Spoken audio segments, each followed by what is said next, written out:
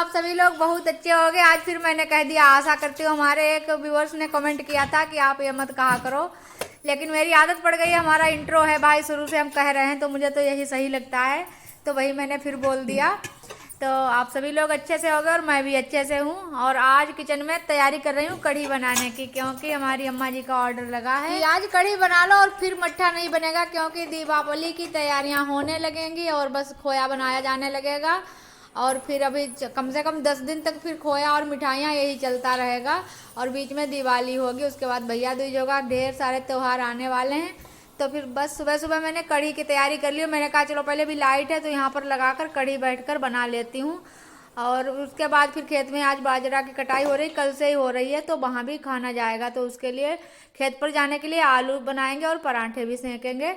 तो पहले कढ़ी बना कर आप लोग लाइक करना जरूर भूल जाते हो, जो कि वही यही के इसी के लिए मैं बेसब्री से इंतजार रखती हूँ कि देखते हैं हमारे कितने लोग देखते हैं और कितना लाइक करते हैं, लेकिन आप लोग जरूर भूल जाते हो। तो प्लीज़ फ्रेंड्स, पहले ध्यान कर हमारे वीडियोस को लाइक कर दिया करो, जिससे मुझे बहुत अच्छा लगता है जब लाइक ठीक ठाक से आती है हमारे वीडियोस पर। और तो बस कढ़ी पकौड़ी बना ली है मैंने, और बस कढ़ी को मैंने इसे छौंक दिया है। हल्दी नहीं थी तो फिर अभी दुकान से लाई हूँ हल्दी। ऋतिक की दुकान बंद थी तो पड़ोस की एक लड़की को भेजा, तो पड़ोस की दूसरी दुकान से मैंने हल्दी का पैकेट मंगाया। थोड़ी थी हल्दी, मैंने सोचा अगर हल्दी का कलर अच्छे से नहीं कढ़ी में आएगा तो फिर देखने में ठीक ठाक नहीं लगेगी, तो तुरंत लाई हूँ हल्दी लेकर आई हूँ। फिर कढ़ी मैंने छौंक दी है। और फिर इधर आलू बॉयल होने के लिए रख दिए थे, तो वो थोड़े आलू छील लेती हूँ और इनको फ्राई कर पराठे सेक देती हूँ।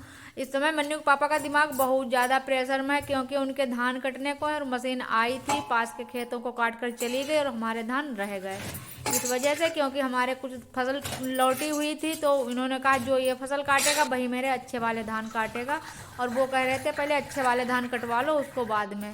तो इसी चक्कर में बहुत ज़्यादा अपसेट हैं। जब तक धान नहीं कटेंगे तब तक उनका दिमाग बिल्कुल प्रेशर से बाहर नहीं आएगा। और इस समय उनको कुछ याद नहीं रहता। इस समय अगर हमारी सब्जी में नमक भी ज़्यादा हो जाए तो वो ये भी नहीं कहेंगे कि नमक ज़्यादा है या कम है। ऐसे उनके दिमाग में जैसे कहते हैं घून सी। और बहुत से लोगों की आदत होती है कि जब वो प्रेशर में होंगे तो घर में बहुत मतलब डांटेंगे, फटकार लगाएंगे, सब पर नाराज रहेंगे। लेकिन इनको ऐसा नहीं है कि अगर ये नाराज होंगे तो बिल्कुल कुछ बोलेंगे ही नहीं। ऐसा लगता है कि किसी दूसरी दुनिया में चले गए हों। ऐसी कुछ आदत और स्वभाव ही ऐसा है।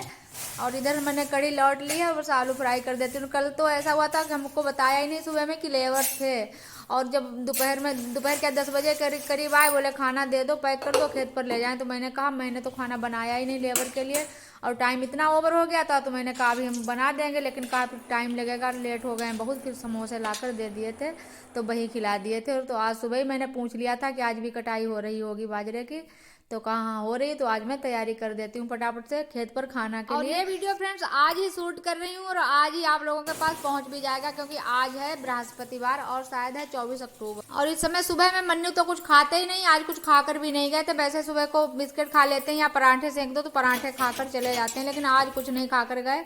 बिल्कुल ऐसे ही चाय पी ली थी 1 कप और बस चले गए थे।